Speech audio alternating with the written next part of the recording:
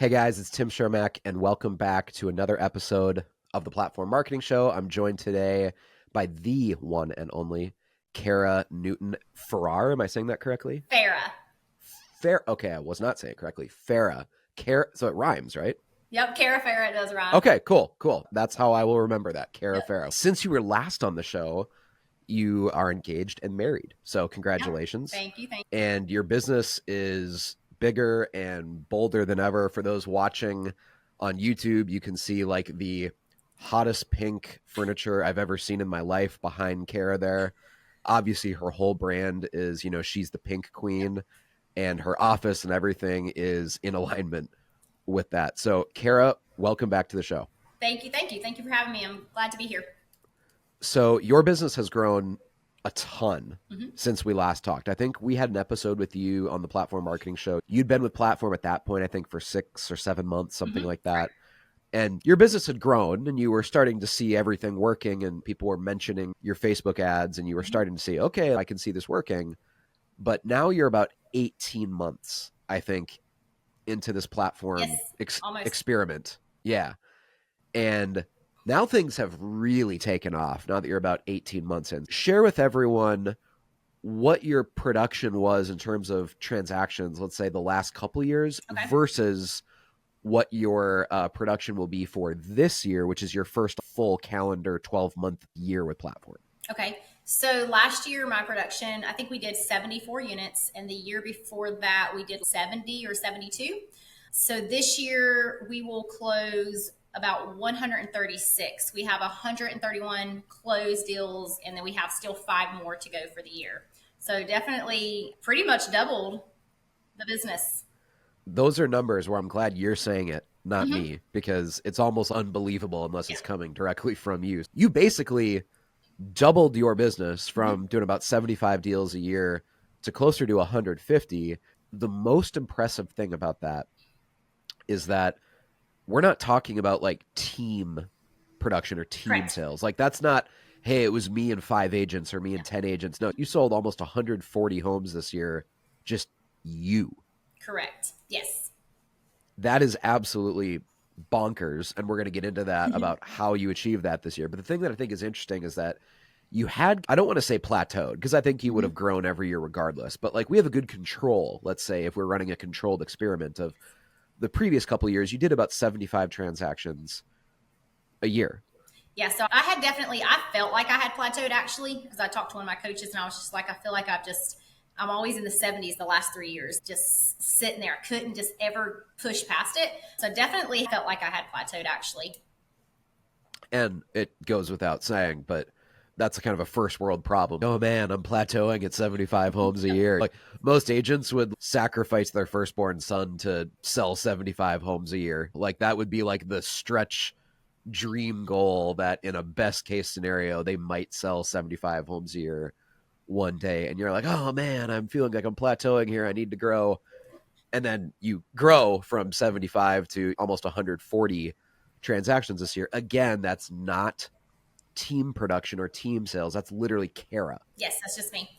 Kara sold 136 homes this year, and then you have a team you've started to build this last year, and they have sales above and beyond that, but just you accounted for 136 sales.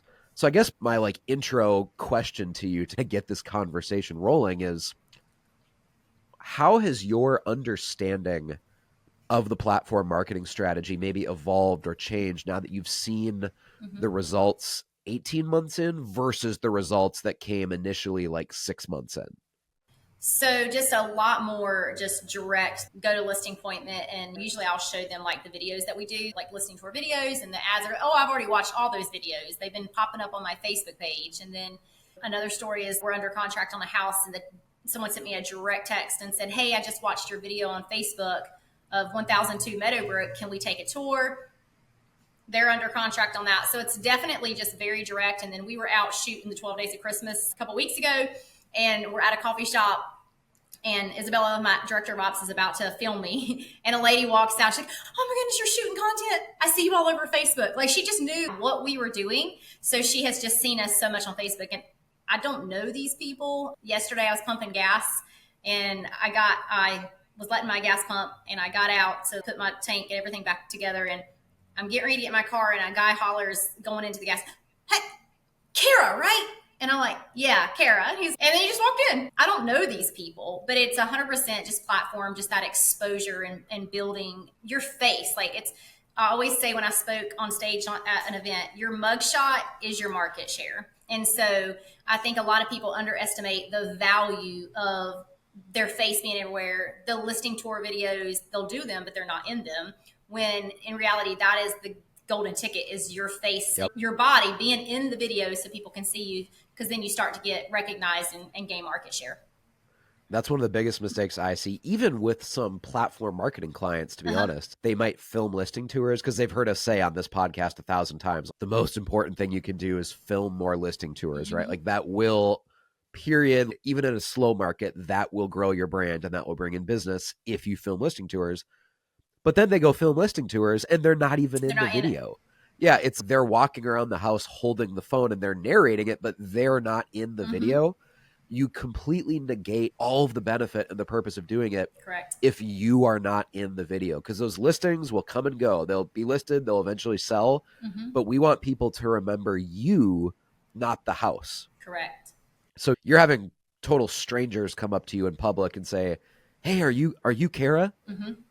It's all the time. Like people recognize me out in town. We went to Full Moon Oyster Bar the other day, and my husband looks at me and says, "How many more people know you in here?" I had 8 people who knew me that had come up to me. And so it's just a thing. Like once you just have that exposure, and that's what marketing is. And a lot of people want to do Zillow or Realtor because they think they get the lead. They're like, "Oh, there's my ROI. Like I'm getting the lead." When all in reality, your face is your lead. So if you just over and over, and it's the repetitiveness, and that's what I find with agents too. They'll jump on it gun ho, do it for 2 weeks or a month, and they'll be like, "It just didn't work." It's just like you didn't get your wrinkles on your face in a year. Like it took over time. You got to build that muscle over and over and over to where people just start recognizing you consistently. Yeah, and I think the fact that strangers are recognizing you is the really important part that we want to focus on here, because you have been super, super active on your personal profile on Facebook, right? So even before you ever hired Platform, that's how you were selling 75 homes a year, is because you were leveraging your personal profile and posting organic content, probably better than anyone I've ever seen ever. You were posting stories and probably, a dozen times a day. My average is typically 16 to 20 stories a day, unless I'm just like slammed, but that's typically my average. Yeah, so again, like that's how you got to selling 75 homes a year before you ever even heard about Platform. Correct.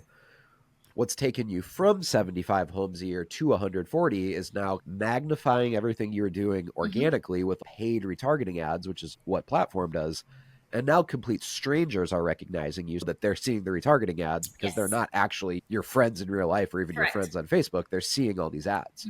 How many ads do you typically launch out, Kara, in a given month? Are you putting out 5 or 10 or 12, or what's the... Honestly, 4 to 12 depends on how many listings that I have. There's been months where I've had 10 to 15 listings. There's been months that I have only 4 listings. There's always typically a video behind a listing. But yeah, I would say 4 to 12. And I should honestly do more. I think that if you don't have a lot of listings, you need to fill a lot in there. I'm in a little bit different phase of my journey, but I still try to... I'm so powerful on my personal social media. So like on the months that I am a little slower with my listings, my personal page is still building for me because I'm so consistent on there. Yeah, exactly. Yeah, if you have that many listings, the game kind of becomes, hey, I'm just going to promote the crap out of my listings, because why wouldn't you at that point? Yeah, like I've listed 2 this week and 2 last week, and I'll list 2 in this week. And it's December, and I'm still listing a couple listings this week, last week.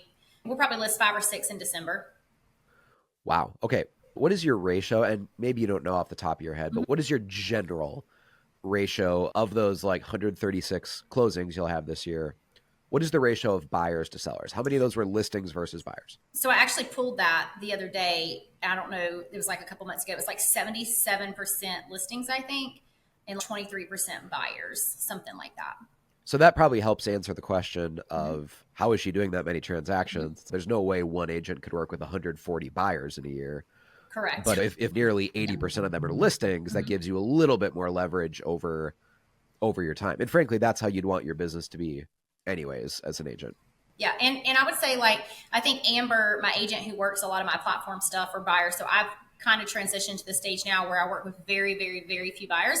And I think this since June or July, she's closed I think around 10 buyers and I would that I've like sent to her or she's converted from platform or whatever. So and I would say probably 6 or 8 of them have been specifically from just somebody just messaging me or calling in, hey, I saw this, I saw that. So, Yeah, that's great. she works with a lot of the buyers now.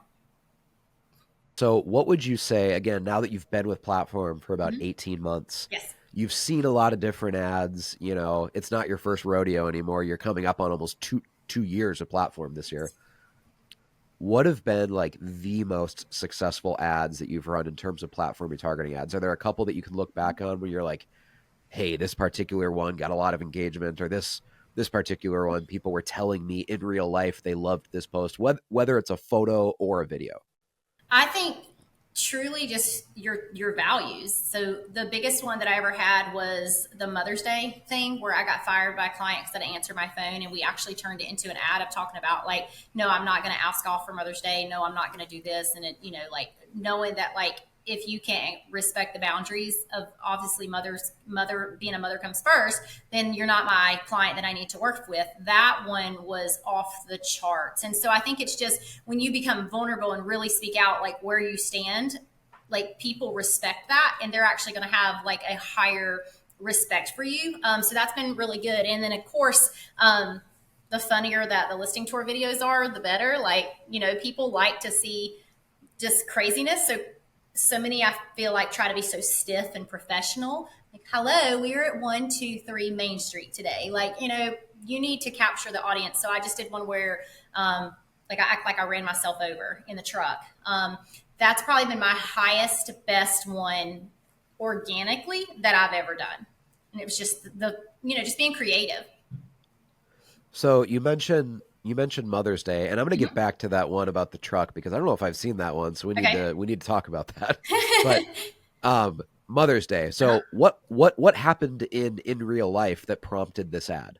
So the night before Mother's Day, it was like 9:47 p.m. I think I got a text and it just said, "Hey, I'd like some more information on this house," and it was an agent. Well, I didn't respond. It was almost 10 o'clock. I'm sitting on my couch with my family. The next day is Mother's Day. And so I didn't respond. And Monday morning, I had an email that said, "Hey, someone reached out to you, didn't respond. We want to terminate with you." Well, what happened was the best that I understand is the agent that reached out saw who the seller was, and it was a modular company, and called the company direct. And so that's kind of what happened. And we wrote kind of an ad for it. Like, I'm not going to apologize for not answering my phone on Mother's Day or answering my phone at 9:47 p.m. that I'm sitting on the couch with my husband and winding down because it's 9:47 p.m. And furthermore, the agent did not call and he did not email. He only sent a text on that one moment and I never heard from him again. And so, that's what happened. And so I just shared it publicly and put a picture of my kids on Mother's Day where we had just went and had lunch and just kind of shared it. And gosh, it was such a great ad and just such a way to like show people like who you are. And I did see a lot of agents say, well, you should have told me you're taking off. And I rebutted that with like, I'm not going to ask my client if I can have off on Mother's Day. Like that should just be like a respect thing. I'm not going to ask if I can take off on Christmas. Like Yeah, God did yeah. not expect us to be so busy we can't even enjoy what the life He gave us. And so it just turned into like something spectacular because I just felt like we need to take the opportunity to put that publicly out there of we don't have to work 24/7, and so it was really good. Well, that's what makes a great ad is something that's actually real because Mm-hmm. I remember when that ad popped up in my newsfeed and I didn't even realize I was reading an ad because it popped up and it was Mm-hmm. written like a story. It was like Mm-hmm. I think the opening line was something like my listing client just fired me. Here's what Yes, happened. correct. And so it's just like you're immediately reading a story and you're like, oh my gosh, someone fired Kara. What Mm-hmm. happened? And then you read, it's like, okay, Kara didn't want to work with them on literal Mother's Day, and then they fired her. And then you basically ended it by saying, and just so everyone's clear, I would do the same thing again in a heartbeat. Like, Correct. my family is more important to me than making a little bit of extra money by working on holidays. Yes. And so that's a genius retargeting ad because you're telling a real story. It doesn't look like an ad, which is always that's my checklist of what makes a great ad. Well, does it look Ones that like an don't look ad? like an ad. Exactly. Then it's probably going to be a great ad. So like right away, it's a great ad. But also, you're inserting your values into the ad, and you're inserting your values by telling a story. So it's not preachy. It's not you talking down to people like, oh, like Kara is holier than thou. You're actually sharing kind of a vulnerable story of, hey, I Correct. got fired. Here's what happened. So I think that actually attracts your tribe to you Yes, I would agree. because people who read that story, who aren't total narcissists, are gonna be like, whoa, okay, cool. Like I actually respect Kara more after hearing this story than I did before. So, I mean, just all in I all, had like, many of those comments that said I actually would hire you because of that. yeah, right. And so like that's a genius ad. If some people read that, let's say they were on your retargeting list, they had clicked on some ad previously, and it turns them off, and they're, oh, I don't want to work with an agent who's not willing to work weekends. It's like, well, that's a good thing That's a because very good thing. you didn't want those clients anyways. If they're going to be that, Correct. that much of a-holes, it's like you wouldn't want them as a client anyways. So that is an absolutely genius ad. Now, obviously not everyone's had something like that happen to them, but like just always be on the lookout for like what are real things going on in your everyday life that we could turn into a A story. Facebook, Yep. exactly, turn it into a retargeting ad because then it doesn't look like an ad. So okay. What happened with you getting run over by a truck? So I just did a video this week, or I think it went out last weekend, and it was me standing there, and I was like, "Hey," and then I'm in the vehicle truck, and I like literally like run myself over, and it's like, "I got a house for you." And then all of a sudden, the house like drops out of the sky, and boom! Yeah, so that one was amazing. I had so many people like, "Oh my gosh!" I just gasped. I was it got my attention, and so that's the key is like getting people's attention. And so I just saw something creative on Instagram and recreated it. Yeah, so like always looking out for like, hey, how can I grab someone's attention in the first Correct. 3 seconds of the video? Because you can't have Can you something keep him? super super catchy 10 seconds in because no one's watching 10 seconds in if you didn't grab them in the first 3 seconds. Correct. Yep. So it always has to be right away in a video. If you want to grab someone's attention. Kara, do you know how many total listing videos you've done with platforms so far?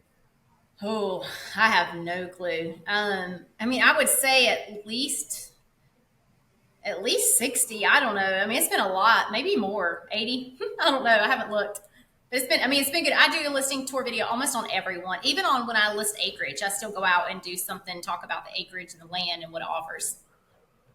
What is the biggest difference between the Kara that sold 75 homes and the Kara this year that sold almost 140 homes? Has anything like changed in your mindset or who you are as a person that allowed like any like personal development that's happened that allowed you to kind of level up or So I do a lot of personal development, but I really just think that you got to spend more money on marketing. And a lot of people just, I feel like they like put it in like a lock and they don't want to spend their money. And so, when I first signed a platform, it was like a risk, like, oh, I got to have this money. And sometimes if you don't see that return for 6, 8, 11 months, you're like, whoa.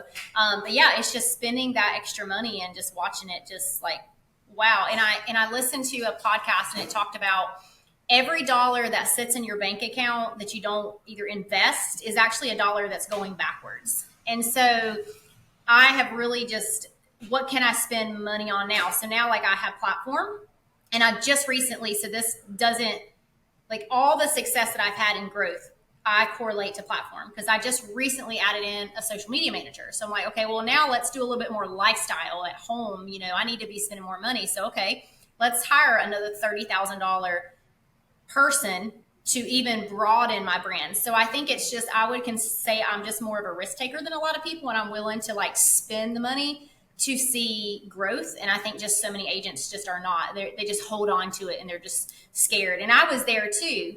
But now when I go back, I kind of calculated it. If I spent $40,000 with platform marketing in 2024, let's just say, I can for sure say like there's at least $250,000 worth of growth, at least. You know what I mean? So, because I've more than doubled my GCI. So, just say I just a quarter, let's just say a half of that is platform. That's still, I mean, that's a huge growth. So, like, if the $40,000 investment can even bring you an extra 100,000, it makes sense. And so, I just think that people are scared to risk, and I'm not. I just jump. Yeah, and obviously if investing 40, because I'm assuming that you're saying, hey, I'm doing platform plus I'm probably spending a couple $1,000s a month on ads. Yep. So someone else that comes in, only spends, a smaller amount on ads is going to be different. But every more dollar, if I can spend it and get more exposure, then that's what I want to do. Because at the end of the day, like, people that win are people that have the best exposure. It is what it is. And you spent about 40,000 this last year on the platform style marketing. Your business grew by more than 250,000 in GCI. What will your GCI end up being this year? Do you know? I think my GCI personally will be right at almost right at $1 million. Last year, I think it was like 520, but that included like the commission with the team too. So that like the 1 million is just mine. So yeah, it's substantially like when I had my call with my tax strategist, she literally like, I wish I could have taken a picture of her face. And she's like, we have a lot to talk about. And she was like reviewing, I had, uploaded all my taxes and all the things and then the great, like my stats for this year. And she goes, what I'm seeing, like, whew, honey, you've really grown. Like, is it real true? Like I'm seeing double, honey. And I was like, yeah, like she was so blown away, like in 1 year to see a company in the hardest year of what many are saying in real estate is. Yes. Like literally grow double everywhere or more. And so she was just so just shocked and amazed. And I mean, I am too. So you just took the words out of my mouth, because what I was going to say right after you told that story is like, and you did that in a down real estate market, right? Yes. Like this last year was, no matter what metric you look at, if you're looking at macroeconomics or real estate transaction volume, whatever, like, no matter how you look at it, the year 2024 was objectively worse than 2023 for realtors. Correct. Right? So the fact that you doubled your business in what's probably the worst year for realtors in like 20 years is really, really impressive. But let's say you spent, again, just looking at the numbers, let's say you spent about $40,000 on this platform marketing strategy, which is, to be clear, a lot more than most people are spending. Correct. Exactly. Most platform agents are not spending $40,000 a year. They're, probably spending half that, right? But when someone's like, oh my gosh, that's so much money, Kara just spent so much money, it's like, yeah, but it's like 5% of her overall income. So she's essentially allocating 5% back into platform marketing. Out of every dollar she makes, 5 cents is spent on platform marketing. Yeah. That's a pretty good return on investment. It's huge. So that's like really impressive numbers. But again, what got you to doing 75 deals a year was just the time of putting out a lot of content, but not putting paid ad spend behind it. Correct. It's just a lot of consistency. And I mean, it's a full-time job, like working my Facebook page. I literally just had a stat come up on Facebook and was like, your metrics are down. You've not been as active. And just, especially when I'm like just super busy and it's also Christmas time and all that. But I don't think people, they see like a lot of success, but they don't really truthfully see like the time I invest in Facebook. Like last night, I get home, like, we're getting ready to sit on the couch. I'm like, babe, I just need just a little bit of time to catch up on social media. I've not posted hardly anything. I just need to catch up with, because I'll capture it through the day as I go, but sometimes I don't have the time to post it. And so I might take 30 minutes at night to like catch up and just post all the stories. And so, but it's just, you got to stay consistent. And that is the number one place where agents fail. They'll do it for a day or they'll do it even for a week and then they just fall off. And you cannot, because every time you fall off, you're restarting building the snowman. You know what I mean? And you have to keep that snowball going. And so that's one thing for me. Like I've never fallen off from Facebook. I might slack a little bit. Like, I might, instead of 16 stories, I might have 5 or 6, but I could probably count on my fingers the time you've ever went to my page and not seen some stories, Right. And also your idea of slacking is probably what most people's idea is of working really hard. You're like, oh man, I only posted half a dozen times today. And for most people, it's like they might post half a dozen times every month. Correct. So, Yes. so really it's just inputs and outputs, right? You're putting Yes. a lot more inputs into your marketing. So of course you're harvesting, uh, a lot more out of it, Correct. right? Yes. Yep. And I think in our Facebook group that we have for platform, the people that are there, just in the 3 deals that I have gotten in the last 60 days, the typical agent that, is just average spending 30 grand, a year on platform, let's just say 30 grand. Those 3 deals that we're doing would cover the whole year. And that's just 60 days that's just things I know came from the platform where people said, I saw your Facebook video, and I want to see the house. Sure. Or they opted into a platform lead and their land right now is under contract and they just bought a $325,000 house. So those are very specific things tied to platform and that's in 60 days. Kara, I would be remiss. I just noticed you have a jacket behind you that I can't help but notice has a platform logo on that. Ta-da! Looking good, looking Yes. good. So I just needed to mention that for those watching on YouTube. Uh, in in the last year, like, did you think you were going to get to 1 million in GCI this year? Like, was that some sort of goal you wrote down, or did it just kind of happen after all the extra resources that you invested into marketing? So it's funny in 2021, I think it was, so this is going to be a funny story, but 2021 or the beginning of 2022, I was like chit chatting and talking to a guy and, I'm married now. So this is like a backstory, but I just remember him making this comment and he was just like, maybe it was 2020. I don't know. Maybe 2020. I don't remember which year, but he made this comment like, God, you're always pushing and working and like, aren't you just happy with making $250,000 a year? Like he's like why? And my words to him were, and I can take you to the spot where I said this. I said, I believe that I'm capable of making $1 million. And I said, so like, I think it's going to take me a few years, but I can, Sure. like, why would I stop at 250,000 when I know I can make $1 million and that $1 can not only change my life, but it can impact others. And I can actually use that to Yep. also put back in my community. And he's like, well, I'm just making about 100,000. It's good for me. And like, I knew at that minute, like I was so surpassed him and the growth side of like, of where I wanted to be. And so that was the first time I ever like spoke out like $1 million. Sure. But I would have never expected to hit it this year. My goal was to hit it next year. I figured I would hit maybe in the 700s this year and then next year get into the million, because that's a lot. I didn't expect to go from 500 to $1 million, like boom, in 12 months when interest rates are 7%. So I did not expect it. I expected it to be in 2025. And so here we are. Like, and I also was terrified to put out that I wanted to do 100 families. I had a goal of serving 100 families for like the last 3 years, and I never could just get it. Like, I always fell short. And so I remember finally in March of this year, I was like, okay, I'm going to put it out there publicly because they said, talk about your goals publicly. You have a better chance of hitting them. And so I started like every month for 3 months, I would say, hey, closing 22, I'm really gearing to serve 100 families this year. And then here we are, we'll serve 136. So, Wow. but the $1 million came into play a couple years ago, but I did not expect to hit it this year. I thought it would be next year for sure. What things in your life can you now afford that your business is at this point that like a couple years ago you never would have dreamt of, like, oh, now we have money to do this or buy that, or like what are some actual specific things, if you don't mind me asking, that like now you and your family can afford to do or afford to own Yeah. that just wasn't really a possibility a couple years ago? I mean, honestly, really anything. For instance, I think I've bought 4 homes this year, and I'm also under contract on my first commercial property. And I'm actually, after this podcast, someone called me to give them a cash offer on a house in my old neighborhood. So I'm actually able to like really, it sounds crazy, but bless people, because like this family needs to sell and they have to be gone within 30 days.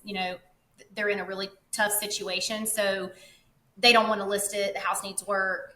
Some people are embarrassed. And I'm able to step in and bless those people and still make money on it. But like I'm a tool to them, to like a guy just came in here that I'm helping. They're almost in foreclosure, and he was like, he said, you just really have blessed our family, and we are just so grateful for you. And so the fact of being able to buy homes, and then I've got 3 kids that need cars. And then, giving back to, one of my clients just called me and they're on staff for the hurricane that just came through North Carolina. And they needed an $1,800 phone system because there's wherever that they're at, they're still struggling with phone service. And so he called me and he said, I was just praying and your name just popped into my head.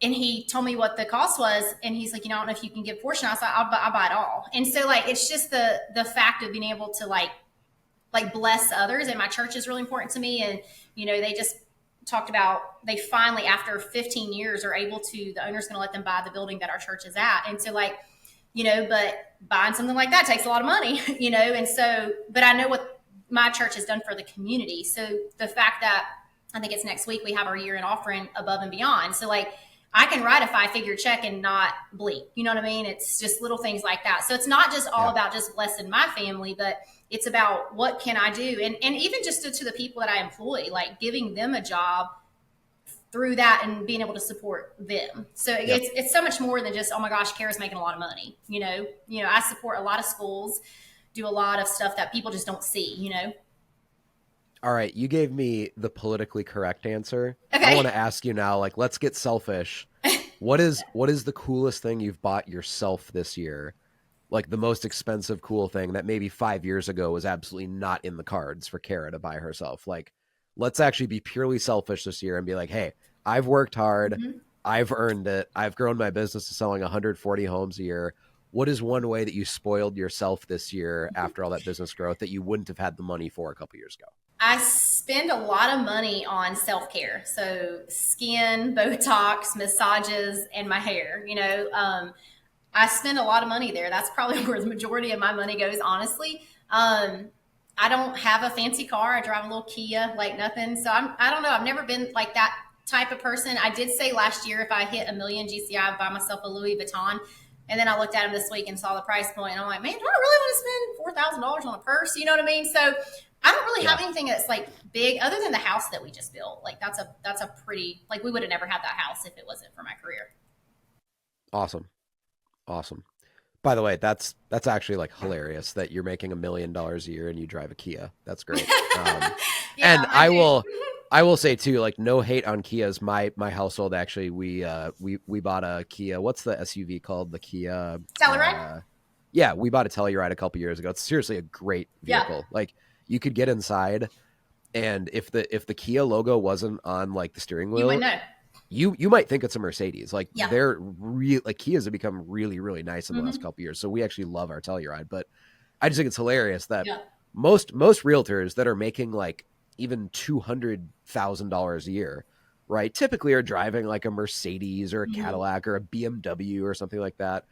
And you're making $1 million a year. You could afford to pay cash for a Rolls Royce if you wanted to. And you're driving a Kia, because I'm sure that actually helps your image in the community. That, hey, Kara's not holier than thou. Kara doesn't think she's better than everyone. Because your price point is still pretty reasonable in Asheboro. It's not a super. Yeah, so a lot of your homes are around 300,000. It's not like you're making all this money because you're constantly selling $1 million homes with big commission checks. No, and I just prefer to, instead of spending the money on stuff like that, I prefer to invest it. I've got 3 flips going on right now, so I would prefer to invest that money. And, long-term create wealth. So I guess minimize your spendings now so that later you can spend like you want, and, things like that. And I guess trips too, my husband and I just booked a cruise yesterday. So just being able to, if we want to go on a cruise, okay, great, we'll go on a cruise, You can do it. Yep. $2,000 cruise for a lot of people would break them, you know what I mean? And so, that's a blessing to be able to create those memories together. So if you were to go back in time or actually not going back in time, let's say that you moved somewhere else. Here's a good question. Let's say that you moved out of state to somewhere you've never lived. I don't know, you're moving to Missouri, let's say, and some town you don't know anyone because your husband got a job there or something, right? You do not know a single person there. You have to rebuild your brand from scratch in a new town that you have no sphere of influence, no connections whatsoever, right? What would you do now, knowing what you know now about what worked and what got you to this point, to kind of fast track your success in a brand new market as a realtor if you didn't know anyone in the community that you were moving to? So I would go 100% to really invest in the community, learning everything about the community, posting videos of like all of the restaurants, like, and hey, we're here today trying out XYZ for the first time, come with me, doing all that. And then you just got to get your mugshot everywhere. So if this is what I hear all the time, well, platform, my marketing's taken. Well, there are other ways to go do ads and not have platform. You just have to be either learn it or hire a company that just does that. It's just different. Platform is its own world. But I think a lot of people get hooked up and like, if platform's not available, there's no way to do it. Like, Yeah, right, you just got to figure out how to get your name out there. I mean, don't stop if you get a no at platform. Like, keep going and keep pushing. Because your mugshot is your market share. So I would be getting my face everywhere, but 100% being in the local communities, getting my faces on menus, like just my face everywhere in that small community as possible. And if I signed with a firm, going through and doing just listing tours of houses and just constantly getting my face out there, because eventually it will pick up. It might take a few months, but eventually you'll get some traction from it. Let me ask you a question that some people might think is controversial. But do you think it's easier to build a brand in a community and kind of create that network of a personal brand, being that you go to church and that church is obviously an important part of your life? Because that seems like a common thing people say is that, hey, I'm active in my church, I work with platform, and because of the people I've met through that, or I'm in small groups, or I'm serving in this ministry or that ministry, that it just plugs you into the community in like a deeper way than someone who doesn't go to church.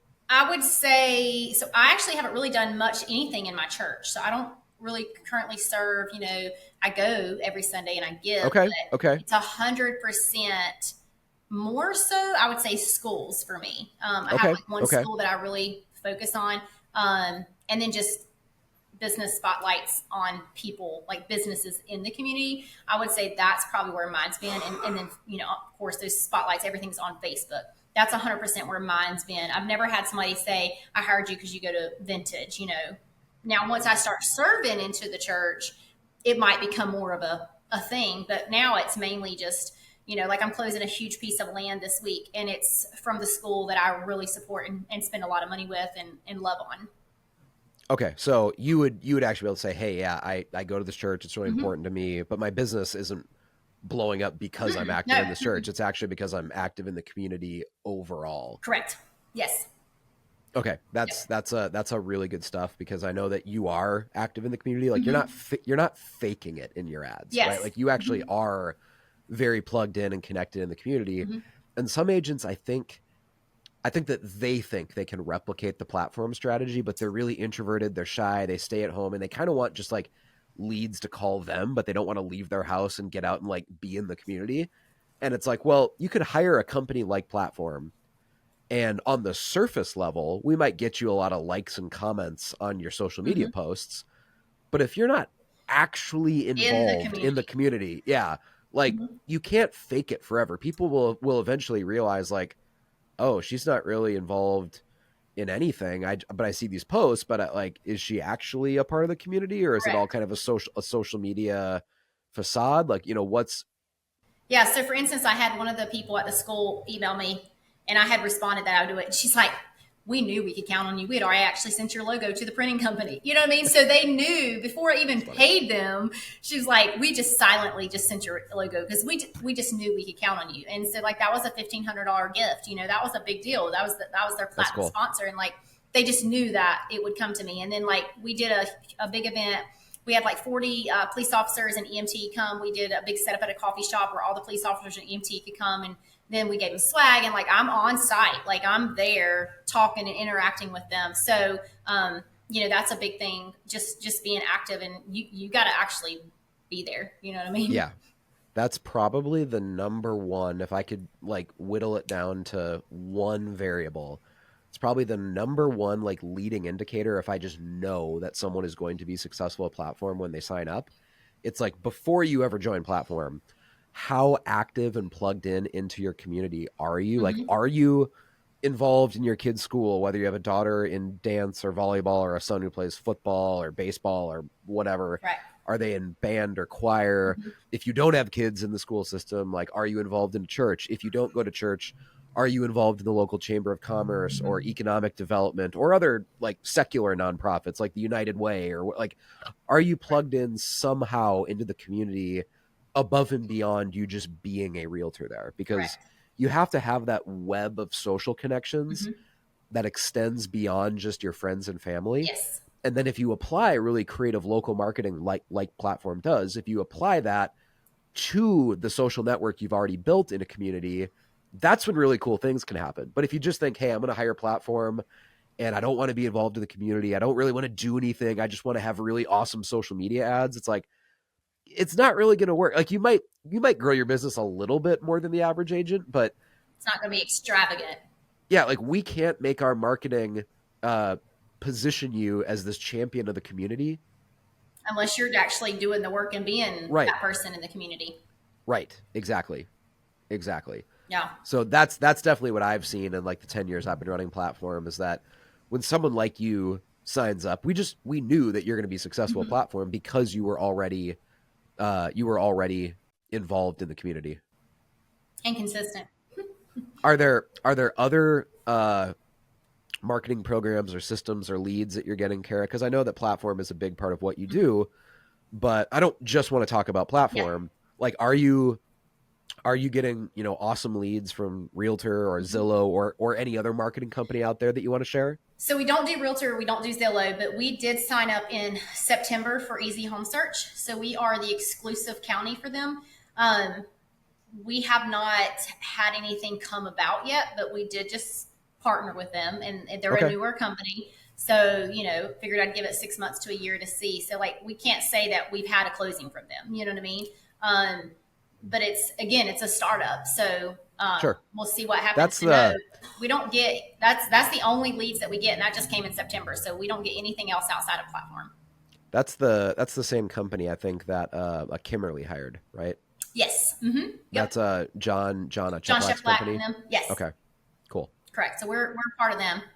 So other than that, there's not really any other major paid marketing strategies that. No, I don't have anything paid, any kind of leads, anything outside of just Platform. Okay. Yeah. Are you doing anything really creative every year with like client appreciation events or any other marketing that's, not Platform related? Yes. So we do multiple client events. So we do a yearly farm fest where we celebrate all of our past clients.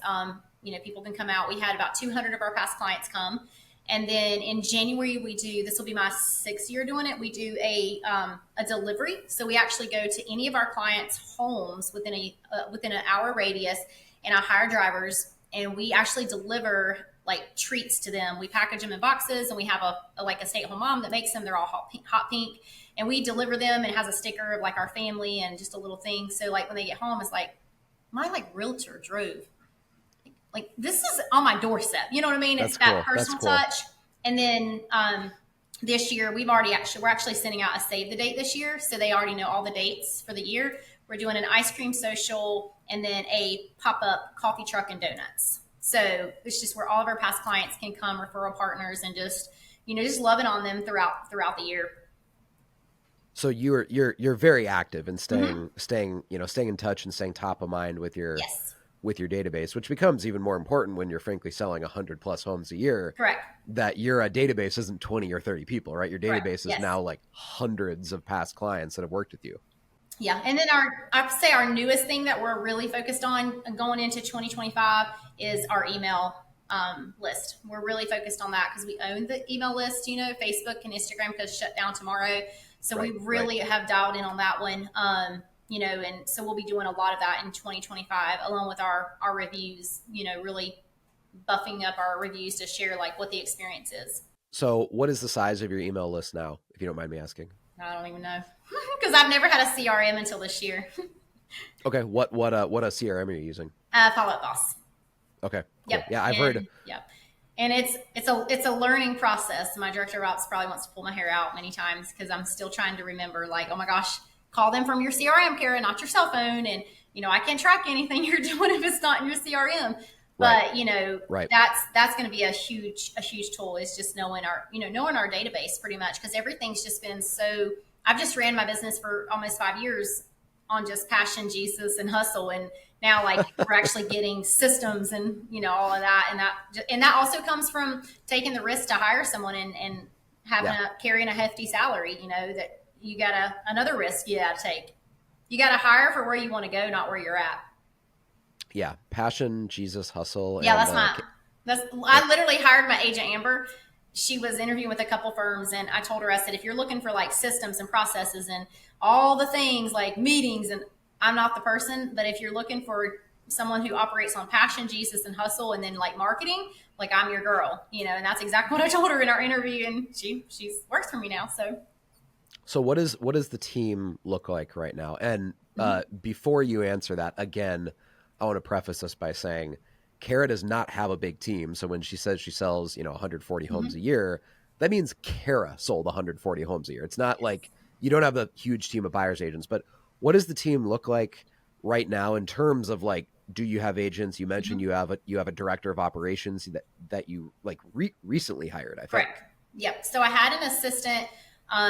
She left in April. She was with me for about 2.5 years, and then thought that world was going to end, because I had like 19 pending. And so she was also my transaction coordinator. We had brought on a transaction coordinator. Slowly, we're shifting my previous assistant into more operations, and then that just kind of fell apart. So I had a very, very green TC who was just learning the ropes, and then it took me.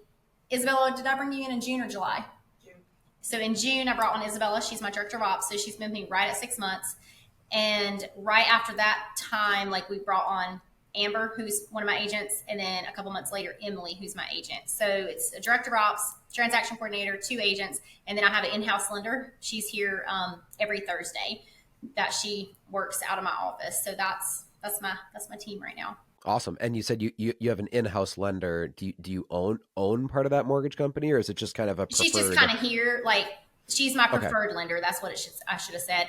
But Okay. she also just comes. So like if somebody calls and wants to get pre-qualified, we know that she'll be here every Thursday, so they can Okay. come in and meet. Because some people still like finances stuff, still like to talk in person. In person. Yeah, for sure. Mhm. Yep. So Awesome. that's Okay. us. And I mean, like I said, the team didn't start till I think either June or July, and then August to September-ish. And so like if you add the team, I think we'll close 155 as a team, because Right. they're all just really getting started. Now, I think your director of ops is like in the room, but they're not on camera. So Yes. maybe they can answer this question. But Okay. what is your monthly break even where like, hey, our costs every month hmm are X, even if you don't sell a single house, what are your costs every month in running the business now? I don't know the answer, and I don't know if she would answer. She doesn't do a lot of like the financial side yet. Um, she's come in right now and has just really been focused on just putting systems into place. So like when we do build a team, it's bigger. But I would say I'm going to estimate with salaries and everything 20 grand. And that's like salaries. Salaries, social You media manager, easy home search, platform, rent, all the overhead. and do you rent or you own the building you're in? I rent. You rent. Okay. Because I Yep. saw that you recently acquired a commercial building, I right? haven't acquired it yet. It's just under contract. Yeah. Oh, okay. Okay. Correct. Yes, but this is like my office. Yep. So Okay. I mean and I have an amazing landlord. Okay. Spectacular actually. Awesome. So it's at the point now where your like monthly expenses are $20,000, but Yeah. obviously it wasn't even close to that like a year or two Oh ago no. because you've really like upgraded the infrastructure so that in the future Mhm. your team, I'm assuming, can probably get to like 200 transactions a year and beyond. Correct. Yeah, and I'm really focused. Like next year, I'll be really focused. I already started it probably about 6 months. It's really focused on my net dollar. So a lot of firms can look really good from the outside, Right. but one Right. month or 2 months can take them under. And so I feel like we're really strong now. Like if I didn't sell another house in 6 months, I could be fine. You know what I mean? And so I want to make sure that the net dollar is most important than anything. And I think a lot of people get sidetracked, and I used to be this way of like, how many things can I sell? But then they acquire more debt or more systems or more this and more that. When at the end of the day, like your net dollar is everything. So if someone's selling 100 homes and outperforming on their net dollar, well, I'm doing something wrong if I'm selling 140 and I'm way under them. So we're really trying to focus on our net dollar. Yeah, I've seen so many agents make that mistake where they start to A lot. become really successful and they Mm-hmm. had kind of like a bare bones budget. They just had Mm-hmm. hustle, like you said. And then once they become successful, then they give themselves permission to invest in all these fancy systems, or they go out and hire people, or Yeah. they join this marketing program or that marketing program. They add team members, they maybe increase their, office size and like they basically upgrade all the expenses. But it's like, Yeah. why did you do that when you started having the money coming in if Mm-hmm. it obviously by definition didn't lead to the money coming in? You're just Yeah. adding expenses. Yeah. I only add things that are like, you know, I feel like are going to really truly help. Like I know that there's other systems out there that I can have, but I'm Right. not going to spend 1,000 here and 1,500 here, or this much thousands to be in this coaching program just to be part of it. Like it's got to actually benefit, Yeah. like Yep. truly benefit the company and what I see. And I'm also not the one that's just going to add on agents just to add them on, because number one, it's liability. Everything has a cost. They got to Yep. have a follow up boss seat. There's so many things, and so I'm only going to have agents on that produce. And if you can't produce, Isabel and I've been talking about this, at least 12 to 15 deals a year, like you won't have a seat here. I'm not here just to hold your license. We are actually a producing firm. Right. And I know you weren't at the platform Mm-hmm. mastermind this year, and there's a whole story behind that we Yeah. could get into. But there was actually a great presentation that I think you would love, and we're gonna do a podcast interview with Justin. He was the speaker, and so when that podcast comes out later this month, I'll probably like send that to you Yeah, I'll probably need because that. I think you would have loved his presentation. I heard His about him, and I heard he was really good. So, Yeah, his team is selling I think about 150 homes a year, but he used to have this huge team where he had almost 20 people, I think. And it was a classic situation where he was like 80% of the volume. And the analogy he gave that it was so memorable, just made it stick for me, was like, I realized I had the Navy, but what I wanted to be was Navy SEALs. yes. And like I was like, that is such a good metaphor that like I wanted Navy SEALs, but what I had built was the whole freaking Navy. Yeah. I keep talking. I've said that multiple times to people that our team is like Navy SEALs. We just want something very small but dynamic and like really powerful. Just 5 agents or Yep. something like that. But I don't want to have 20 agents on my team. Number Yeah. one, it's a I lot of headache. This is my personal opinion, and people that are listening to this cannot disagree with me, and that's fine. But in the 10 years we've been running platform and the hundreds and hundreds and hundreds of clients we've worked with over that time, I can very confidently say that it's almost never in someone's best interest ever. I don't care if you think that you're different or that your circumstances are unique, whatever. It is not in your best interest to grow a team beyond 5 people Yeah. because it would be so much better to have like 3 agents who are all selling 20 homes a year Right. than have 12 people that are selling, let's say, 10 homes a year, which technically is more volume, but now you have to babysit and manage 10 people and you have to provide leads and CRM seats for those 10 people. And you probably have to have a larger office space. And like, it's just, it doesn't make sense if you think you're going to be able to do Mhm. all that and not slow your own production. Yeah. I think a lot of people do it for image, truthfully, just from things Right. that I hear. Like they start to get a taste of it and they're like, what can I, like, bigger, better building, like our building here is like 900 square feet. So, like, it's small, and it's simple, it's nothing fancy, but, just really focus on the net dollar and don't allow the ego to take over. And just Yep. like how, because I don't want, if I can do the same amount of production with a team of 5 that I'm going to do with a team of 20, like that's dumb. You know what I mean? I prefer really Exactly. dynamic agents to hang with me, because I consider myself a dynamic agent person. Like I'm out there hustling. I want the same kind of people. I don't expect somebody to come in and do 100 and some deals like me. Not everybody's built. Everybody, I've been told I'm a rare breed, but like I expect you to at least do a 20, Yeah. And like, even if like you have a lot of agents doing a lot of production, like I think agents lie to themselves that like, oh, I'm going to be able to add all this production, and obviously you're getting a split of all the deals they do if they're on your Mm-hmm. team. You know, that's how that works, of course. They think they'll add that income on top of their production, but what almost always happens Their in production every dips. it doesn't just it doesn't just dip. It often goes down 50% or Correct. more. And so it's like you have agents that maybe were selling 12 million by themselves, and then they start bragging that their total volume is now 18 because my team, I brought on a team. It's like, yeah, but your own production dipped to 6 million, and you would have made the same amount of money just keeping doing what you're doing without having to babysit a team of agents. I mean, like it doesn't make sense unless you are willing to walk away from a large chunk of your production and spend most of your day mentoring and training and managing a team. Yes. Correct. And some people want to do that. That's Mm-hmm. true, but a lot of people don't. And they think, oh, having a team means passive income. It's like, no, no, It no, does no, no, not no, mean no. that. It's as opposite of passive income as you could possibly be Yeah, absolutely. having a team. And I say that, by the way, as someone with 30 plus employees. Like Correct. there was Yeah. a large chunk of time, several years, probably it's like 5 years actually, where when we were growing platform, I ran the math every year and I'm like, I never should have grown this business. I never should have grown this business. I never should have grown this business because there was a sweet spot Yeah. where if I would have never hired an employee and just me and my wife, Bella, let's say, would have worked platform, we probably could have had about 30 total clients. Mm-hmm. And if I didn't have any expenses because I didn't have payroll, I didn't have to be paying for people's health benefits, all that, like, if I just had 30 clients by myself, Bella and I would have been able to make probably almost $500,000 a year with no expenses, no risk, no managing employees or anything. Mm-hmm.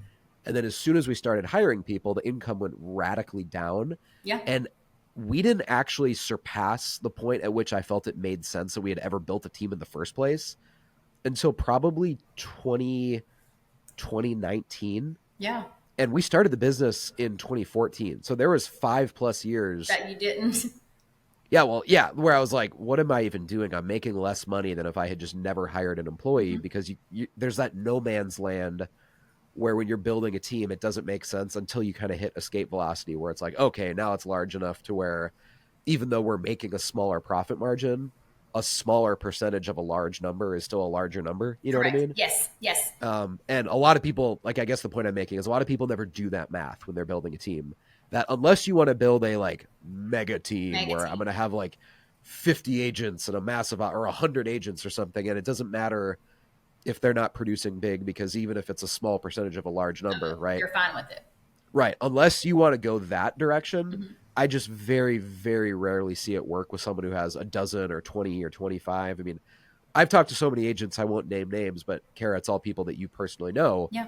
that have built teams in the last couple of years where they had a dozen agents, 15 agents, 25 agents, and every single one of them in the last couple of years, they've said, yep, I've let my team shrink in size by 50% in the last year or 75% Mm-hmm. because I had a bunch of people who weren't doing anything. And when they left, I'm like glad that they left. It's like the weight just goes off and then the Yeah. extra little bit of cost goes off. And now your business is actually simple Mm-hmm. again. There's not as many moving parts. So, Agreed. Kara, we've been on here now, coming up on an hour. I want to ask you one final question. If someone had joined the platform program, let's say like 6 months ago, and they're kind of getting to that point where they're like, all right, I need to start seeing results. I need to get a bunch of closings to get me back to break even here. Like I need this to start working, right? But things haven't really started popping yet. Mm-hmm. You were in that spot, the first 6 months you hired platform. Right. It's not like things just magically blew up all of a sudden in 90 days. What would you tell someone to encourage them just to stick it out and kind of see the big picture now that you've been with platform for 18 months? You've kind of seen the long-term effect that it can have. So I think it's a double-sided answer. You got to look at yourself. Are you producing the ads and are you actually doing the listing tours? Because if you're not doing, your share, you're not going to ever see results. If you are actively showing up and doing what platform says and doing the amount of tours and all of that, Like I say, give it 8 to 11 months. I think 11 months was, I feel like, when the true magic hit. I remember talking about it. So I would say give it 11 months. That would be my magical number. Okay. Not even a year. Like month 11 was like truly magical for me.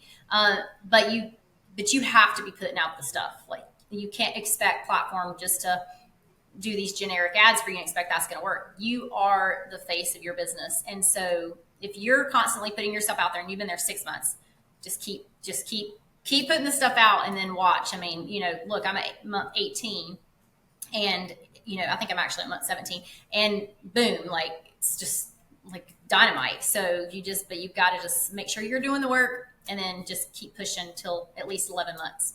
All right, Kara, thank you for your time. I know that you already know this, but you've built a really, really impressive business. I mean, the fact that you've scaled to selling over 100 homes a year by yourself. Now you're building a team. You have a director of operations. You're making real estate investments yourself. And it's not like you've even been a realtor for like 10 years or 20 years or 5 something. years. You're still like relatively new to the industry. I still say I'm a baby in real estate because I still learn stuff every day. So, I mean, it's just really, really impressive what you've built. Could I ask you live here on this podcast, could we have you speak at the next Platform Mastermind? Absolutely. I would love to. As long as we don't schedule do it on my daughter's birthday. Yeah. As long as it's not scheduled on your daughter's birthday. Then... I'll be there. I would have been there this year. Yeah, absolutely. Cool. Well, guys, thanks for listening. We'll see you on the next episode of the Platform Marketing Show. Thank you so much.